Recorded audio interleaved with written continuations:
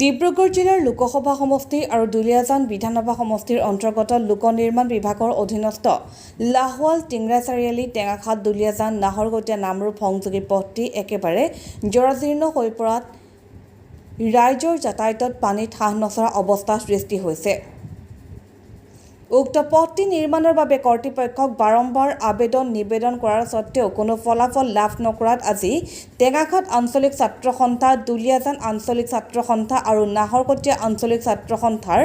বহু সংখ্যক নেতাকৰ্মীয়ে আজি দিনৰ প্ৰায় 11:30 প্ৰতিবাদী বেনাৰ লৈ উক্ত পথৰ টিংৰা দলঙৰ সমীপত অৱস্থান কৰি পথ অৱৰোধ কৰে। প্ৰতিবাদকাৰীসকলে পথ অৱৰোধৰ লগতে পথ নিৰ্মাণ কৰিবই লাগিব। পথ নিৰ্মাণ কৰিব নোৱাৰা কেন্দ্ৰীয় মন্ত্ৰী ৰামেশ্বৰ তেলী হাই, বিধায়ক তেৰেছ গোৱালাৰ কাম নাই, বিজেপি চৰকাৰ মুৰ্দাবাদ, বিজেপি গোবেক আদি বিভিন্ন প্ৰতিবাদী শ্লোগান দি উত্তাল পৰিৱেশৰ সৃষ্টি কৰে।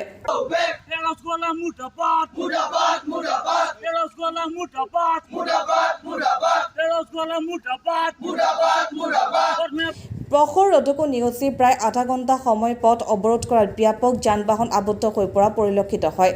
ইফালে প্ৰতিবাদস্থলীত টেঙাখাত আৰক্ষী থানাৰ সহকাৰী আৰক্ষী বিষয়া যুগল সোণোৱালসহ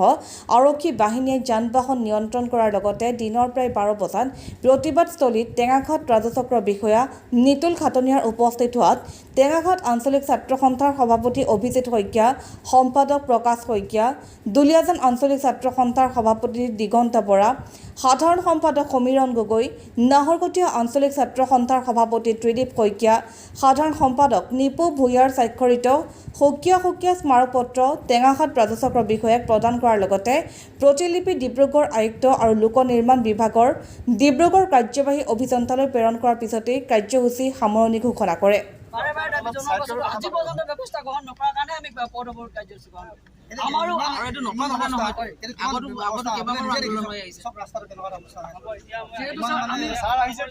আমি পথ অৱৰোধৰ আমি কঠোৰ কাৰ্যসূচী গ্ৰহণ কেতিয়াও নকৰিলোহেঁতেন। নকৰা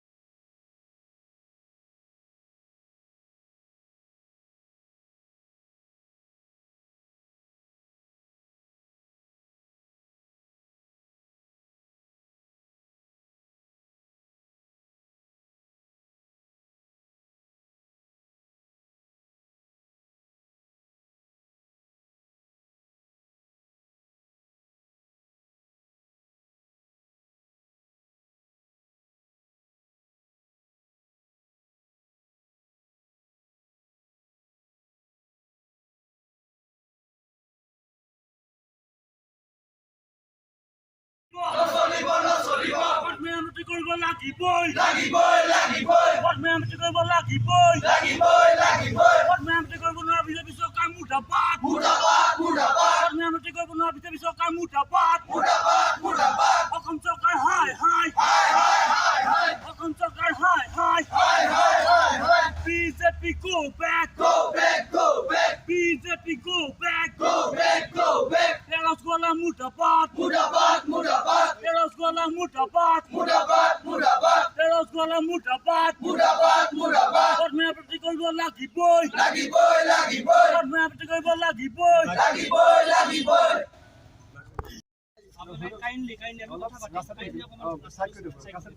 ছাৰ, যিহেতু আমি বাৰে এই পথটো আমি এনেকুৱা কঠোৰ কাৰ্যসূচী আমি কেতিয়াও গ্ৰহণ কৰা নাছিলোঁ। যিহেতু আপোনালোকে জানে আমি বাৰে আমি মানৱ শৃংখল কাৰ্যসূচী কৰিছোঁ। অন্যথা আমি সংবাদ মাধ্যমৰ যোগেদি আমি দাবী জনাইছোঁ। তাৰ পৰ্যন্ত কিন্তু বিভাগীয় কৰ্তৃপক্ষই যেনেকুৱা ব্যৱস্থা গ্ৰহণ কৰিব লাগিছিল, বিভাগীয় কৰ্তৃপক্ষই যেনেকুৱা ব্যৱস্থা গ্ৰহণ কৰিব ছাৰ, আমি বাধ্য হৈ কৰিছোঁ। বিভাগীয় কৰ্তৃপক্ষক আমি বাৰে দাবী জনাইছিলোঁ। বাৰে দাবী জনোৱাৰ পাছতো আজি পৰ্যন্ত ব্যৱস্থা গ্ৰহণ নকৰাৰ কাৰণে আমি পথ অৱৰোধ কাৰ্যসূচী গ্ৰহণ কৰিছোঁ। আমাৰো আৰু এইটো নতুন কথা নহয় আগতো কেইবাবাৰো আন্দোলন হৈ আহিছে যিহেতু ছাৰ আমি পথ অৱৰোধৰ আমি কঠোৰ কাৰ্যসূচী গ্ৰহণ কেতিয়াও নকৰিলোহেঁতেন নকৰা আমি তিনিওখন আঞ্চলিক ছাত্ৰ সন্থা দুলীয়াজান টেঙাখত আৰু নাহৰকটীয়া আঞ্চলিক ছাত্ৰ সন্থাই আজি প্ৰতিবাদ সাব্যস্ত কৰিছোঁ পথ অৱৰোধ যোগেদি আমি বাৰম্বাৰ এটা কথাই ৰজাঘৰক জনাব বিচাৰিছোঁ যে ৰাইজৰ অসুবিধা হৈছে জৰাজীৰ্ণ হৈ আছে পথসমূহ সোনকালে মেৰামতি কৰিব লাগে আৰু ইয়াত আমাৰ কেন্দ্ৰীয় মন্ত্ৰী আছে ৰামেশ্বৰ তেলী ডাঙৰীয়া মুখ্যমন্ত্ৰী ঘনিষ্ঠ মন্ত্ৰী আছে তৰংগ গগৈ ডাঙৰীয়া বিজেপিৰ আপোনাৰ তেৰছ গোৱালা ডাঙৰীয়া তেখেতলোক থকাৰ পাছতো নিজৰ ঘৰৰ পদূলি ৰাস্তাটো ভাল কৰি ল'ব পৰা নাই তেনেকুৱা আজি মানে নিজৰ ৰাস্তাটো ভাল কৰি ল'ব পৰা নাই তেনে অকমান্য মন্ত্ৰী আৰু বিধায়ক থকাতকৈ নথকাই ভাল আজি এই প্ৰতিবাদী স্থলী পাই আমি এটাই কথা অসম চৰকাৰ তথা বিজেপি চৰকাৰক জনাব বিচাৰিছোঁ আপোনালোকে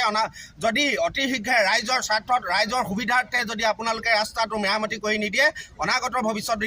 দিনত কিন্তু আমি নাহৰকটীয়া আমি ছাত্ৰ সন্থাই কিন্তু গণতান্ত্ৰিকভাৱে তীব্ৰতৰ আন্দোলনৰ কাৰ্যসূচী হাতত ল'বলৈ বাধ্য হ'ম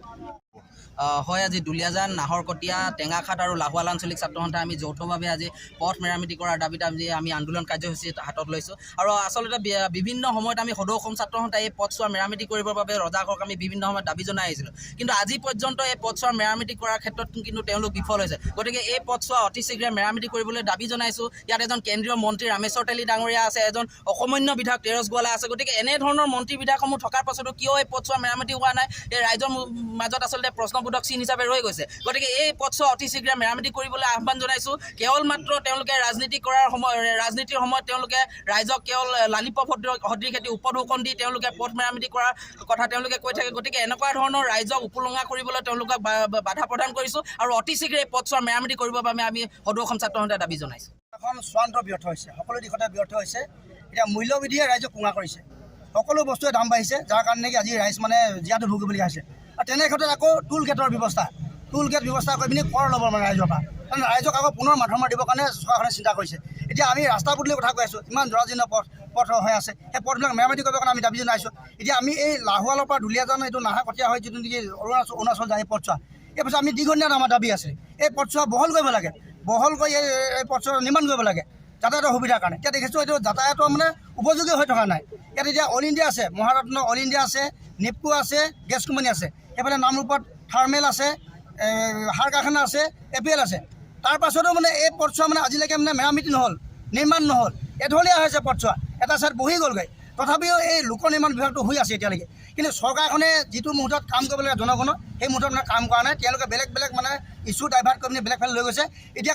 টোল গেট নিৰ্মাণ কৰি পিনি ৰাইজক পুনৰ মানে মাধৰ মাৰ দিবৰ কাৰণে তেওঁলোকে চিন্তা চৰ্চা কৰিছে গতিকে আমি চৰকাৰখনক দাবী জনাইছোঁ অতি শীঘ্ৰে টোল গেট নিৰ্মাণ কৰাটো বন্ধ কৰক মূল্যবৃদ্ধি ৰোধ কৰক আৰু ৰাস্তা পথ নিৰ্মাণ কৰক অন্যথা আহিবলগীয়া দিনবিলাকত ছাত্ৰ সন্থাই ৰাইজৰ সহযোগত অতি মানে কঠোৰ কাৰ্যসূচী ল'বৰ কাৰণে আমি বাধ্য হ'ম নিউজ ডেস্ক ৰিপৰ্ট টিংৰাই চাৰিআলি লাইভ